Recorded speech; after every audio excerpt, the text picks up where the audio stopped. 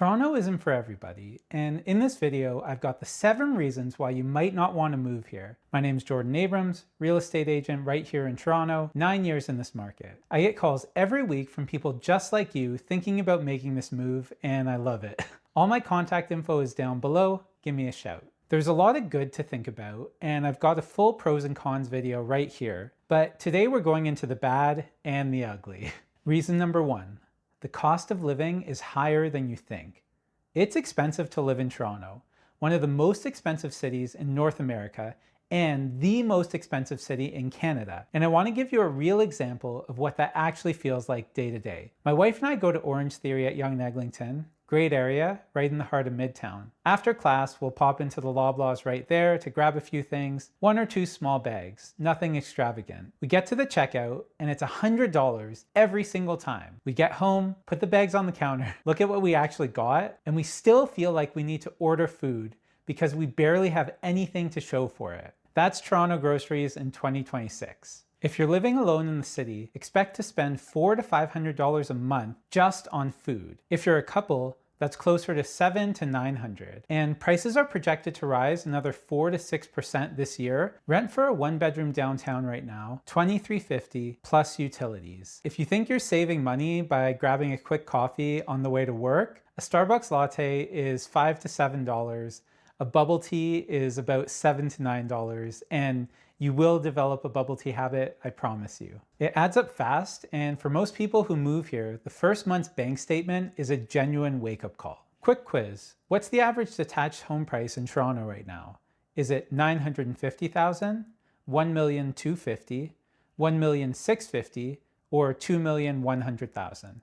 Drop your answer in the comments. Answers coming up in a few minutes. And by the way, I put together a 1-page cheat sheet with every number from this video, rent by neighborhood, grocery prices, take-home pay, full family budget scenarios, links in the description, grab it before you move.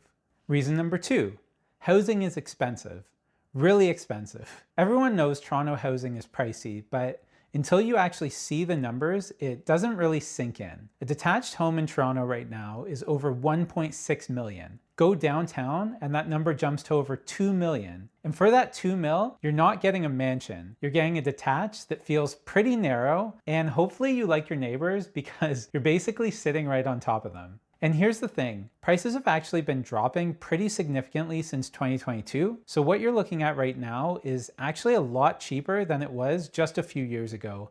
And it's still this expensive. That tells you everything you need to know about where Toronto housing sits globally. Most people look at that and think, okay, fine, I'll just buy a condo. And you can get an okay unit starting around $400,000, but to get a nice place you actually want to come home to every day, good location, parking, a layout that doesn't feel like a shoebox, you're looking at $500 to $550. Put 5% down and your mortgage, condo fees, property tax, insurance, you're over $3,000 a month, easy, for a 1-bedroom before groceries or anything else. And why is it like this? Well, way more people want to live here than there are homes available. It's been like that for years. Home price quiz. The answer is C. $1.65 million is the current average for a detached home in the city of Toronto. And downtown, like I was saying, over 2 million. Reason number 3, commuting and traffic are rough.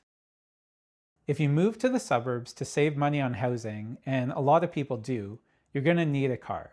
And getting around Toronto is not fun. I used to do tons of showings downtown, and I just stopped booking them during rush hour. There is no point. Take like 30 minutes to get to a building less than a kilometer away. So unless we could just walk between them, it just didn't make sense. Unless you wanted to spend 4 hours seeing 3 units and going home way more stressed than you needed to be. And it's not just downtown. Getting across the city east to west is always a challenge. The 401 is basically always backed up. Off hours going north and south on the 404 isn't as bad, but east to west across the city, just budget extra time always. Car insurance here is the highest in the country. My insurance on my old car was over $400 a month. I've had clients move here from smaller cities and their jaw just drops when they get their first insurance quote. And parking downtown during busy times, good luck. Budget an extra 15 to 30 minutes just to find a spot. We had a doctor's appointment downtown last week, and even though we booked a space ahead of time in a parking lot, it was still full when we got there. That's just Toronto. Now you might be thinking, okay, I'll just take the TTC. And look, it's a decent way to get around, but don't get fooled. There are subway closures all the time, buses are delayed and congested, and people are regularly late for work, dinners, everything because of it. In Toronto, the going joke is that TTC stands for take the car.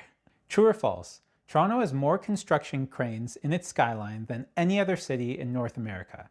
Drop your answer in the comments, answers coming up shortly. And if you want to know which neighborhoods make sense for your budget and your commute, drop a comment or text me directly. I read every single one, and I'll personally get back to you. Numbers in the description and on screen here as well. Reason number 4, the winter is rough. Like, really rough.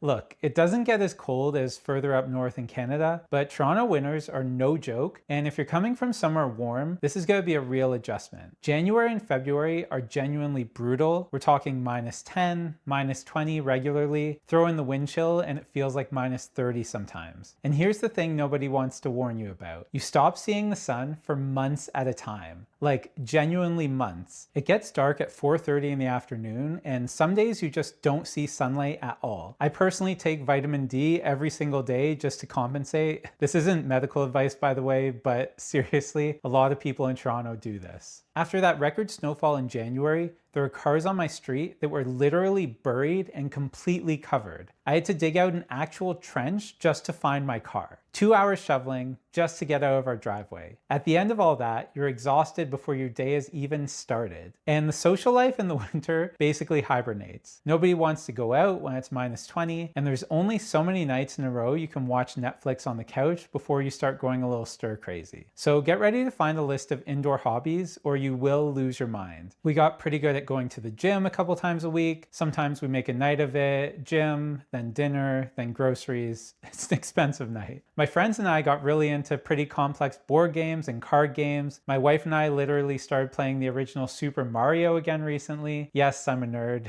But honestly, you find your rhythm and you make it work. For some people though, it goes beyond just being bored. Seasonal affective disorder is genuinely real here, where the lack of sunlight and the cold actually starts affecting your mental health and your everyday life. If you're someone who really struggles without sun, that's something to factor in seriously before making this move. And if you're coming from somewhere warm, you need proper winter gear, a real winter coat, proper boots, the works. Your light jacket is not going to cut it. Budget for it and plan for it before you get here. Reason number 5, the job market has real challenges right now.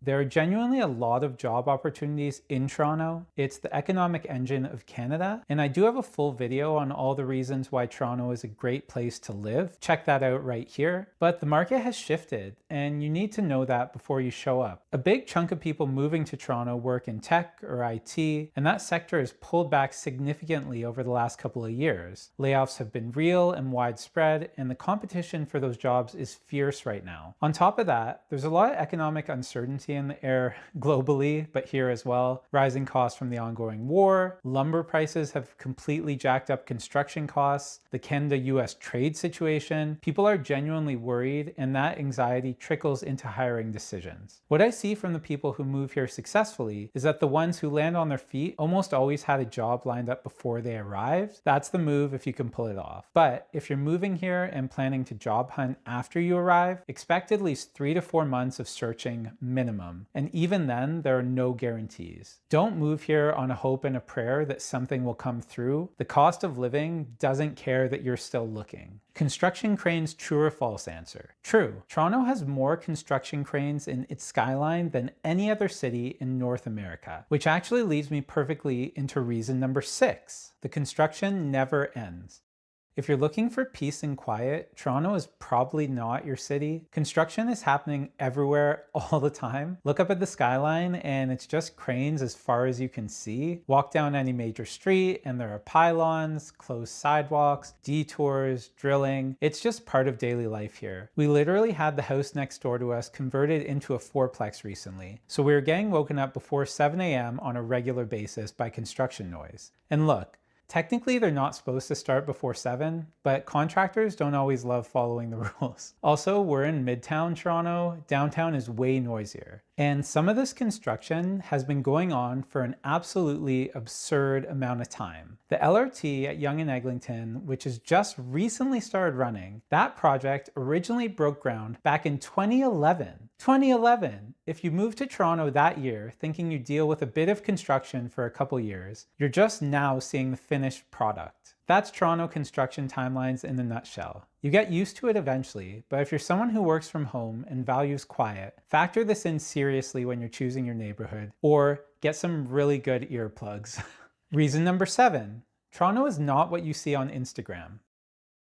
And I want to end on this one because honestly, I think it's the most important of all 7. There are 2 versions of this fairy tale gap, and both of them catch people off guard. The first is the Canada gap. If you're moving here from another country, you probably have this image of Canada as snow-capped mountains, Banff, the Rockies, fresh air and open spaces. And look, that's absolutely true for parts of Canada, but Toronto looks nothing like that. It's a concrete jungle, it's busy, it's dense, it's urban. It's not as dirty as New York, but it's not clean either. And don't show up expecting some picturesque mountain scenery. There are actually a lot of trees for the city this size, which is nice, but at its core, Toronto is a big city that looks like a big city. The second is the Toronto gap. And this one is more subtle. Over the last 5 years, there's been an explosion of these purely for Instagram places. Amazing looking setups, incredible photos, stunning backdrops, but a lot of them are just studios or temporary setups that only look good on camera. So Instagram and social media get flooded with these incredible looking scenes, and you think that's just what Toronto looks like every day. It's not. The real Toronto is a busy, walkable, world-class city that comes with all the pluses and negatives that you'd expect from a major city, and some that you genuinely wouldn't. If you set your expectations right before you get here, you're gonna love it. And if you show up expecting the highlight reel, you're gonna be in for a bit of a shock. So look, after all of that, if you still want to make the move to Toronto, give me a shout. I genuinely mean that. I've been helping people move here for over 9 years, and I would love to do the same for you. Give me a call, shoot me a text, send me an email, book a free call. Everything's down in the description below. If this video helped you out at all, hit the thumbs up and subscribe. I drop a new video every single week, and trust me, you're going to want to see what's coming up next. I'm Jordan Abrams. I'll see you around town.